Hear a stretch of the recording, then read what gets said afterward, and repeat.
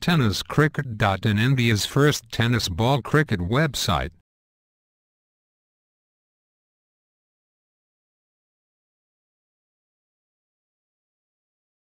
राकेशजी साखरेसाहेब यांचा वाढदिवस आपण बघतोय.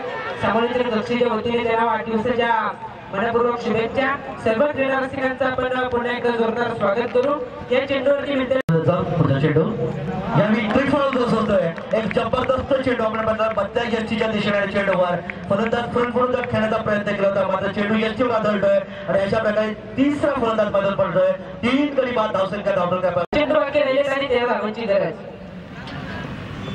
हा चेंडू जोरदार आक्रमण करण्याचा प्रयत्न फलंदाजाने खऱ्या अर्थाने प्रयत्न केले होते, परंतु चेंडू कनेक्ट करू शकला नाही. अशा वेळी दुसरी धाव घेण्याचा प्रयत्न फसला.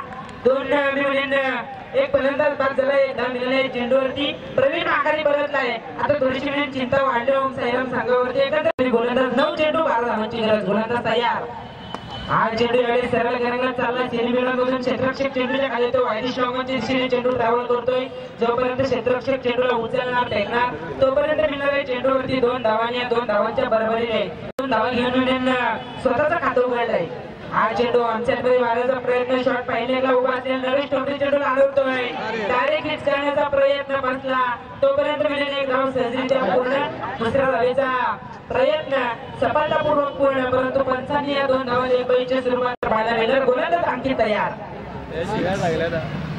अंकितचा हा चेंडू जोरदार आक्रमण केले. चेंडू सर्व गरंगात चालला. वायदी स्ट्रॉंगच्या दिशेने क्षेत्ररक्षण सुंदर पाहायला मिळते. जोपर्यंत क्षेत्ररक्षक चेंडूला अडवणार तोपर्यंत 2 धावा सहजरित्या पूर्ण.